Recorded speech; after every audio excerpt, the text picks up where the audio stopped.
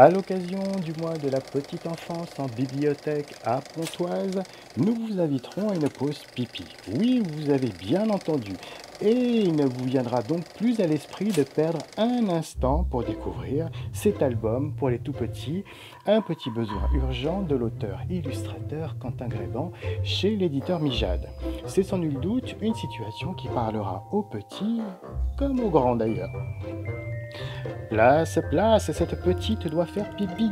Ça sera le ressort de cet album très mignon visuellement et aussi très amusant dans son rythme. Chacun aura connu ce moment terrible où le pipi vous prendra en otage n'importe où ou n'importe quand et qu'il faille user de patience ou bien se hâter pour ne pas se faire dessus. Que vont penser les gens, nous voir ainsi trempés, comme des bébés qui ne savent pas encore se retenir? C'est l'histoire d'une petite chatte blanche qui devra se retenir jusqu'à ce que maman, le policier, le vendeur de légumes du marché, le conducteur du tramway arrivent à la maison. Mais pourquoi tous ces gens seront-ils restés pour le temps de son pipi en fait? On vous donne déjà notre avis. Nous avons aimé l'album parce qu'il est drôle, entre autres. Excluant les histoires de pipi au lit et de nuit, en écartant aussi les livres pédagogiques pour les tout-petits sur l'apprentissage du pot vers les vraies toilettes, nous ne connaissions sur le thème de l'envie pressante que quelques titres de notre côté. Gros Pipi d'Émile Jadoul chez l'École des loisirs, Pipi des auteurs Pitot et Gervais chez Seuil Jeunesse et Occupé de Mathieu Maudet chez l'École des loisirs également. La situation parlera aux enfants et aux parents, aux professeurs des écoles et aux petits élèves quand il faut faire une sortie. Il y a des choses qui se prévoient, mais parfois il y a des imprévus et qu'il faut gérer promptement, comme une bombe à retardement quelque part dans une culotte.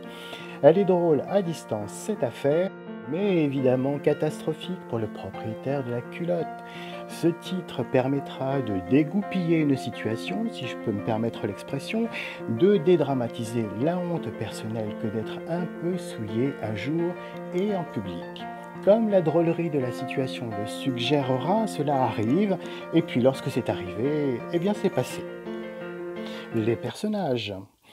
Le talent de Quentin Grébant servira le propos dans sa façon anthropomorphique de décaler le problème sur un terrain plus doux pour ce dialogue entre l'histoire et le lecteur. Son message passera sans doute plus facilement, devra-t-on comprendre par l'intention de cet auteur. Notre maman, sa petite et tous les habitants qui se promenaient ce jour au marché ne seront plus que des peluches ou autres allures tendres d'animaux de compagnie. Trop mignon! Oui, c'est forcément une mignonnerie qui touchera à l'image et ne sentira plus le pipi. Le ton, le thème et l'ambiance. Il y a un jeu de rythme et d'empilement qui devra s'associer à la tension de l'aventure. Avec l'appel au pipi très urgent, tout le monde va se mobiliser pour que la petite ne se fasse pas dessus.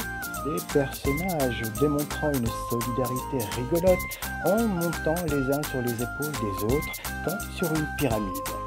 La tranquillité du début cédera une panique qui accélérera le rythme vers la fin et devrait emporter avec enthousiasme les petits lecteurs qui attendront de voir si la petite chatte arrivera à temps sur les toilettes.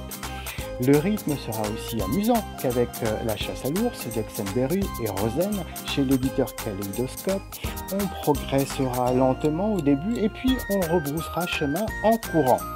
Eva, la petite chatte, aura fait avant de partir, mais malheureusement, ça lui prendra au moment du marché et on pourra dire ce que l'on veut, faire ce que l'on voudra.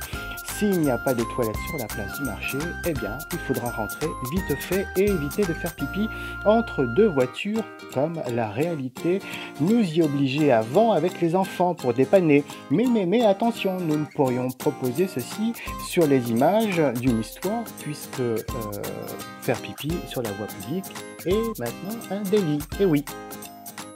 C'est donc dans la précipitation que maman poussera son landau et sa petite dans l'autre main vers le passage piéton et puis le tramway. C'est qu'il faudrait faire attention de ne pas attraper d'accident dans cette cavalcade vers les toilettes. L'aventure sera prenante et donnera des idées à toute la troupe d'une manière bien surprenante, la chute de cette histoire. N'oubliez pas de profiter de la dernière page de garde, cher lecteur, car c'est le vrai final. Voilà, nous espérons vous avoir donné envie de tenir entre vos mains un petit besoin urgent de l'auteur-illustrateur Quentin Graban chez l'éditeur Mijade. C'est un album tout à fait adorable et tendre à partager, seul mais surtout en groupe pour pouffer de rire. Bonne lecture!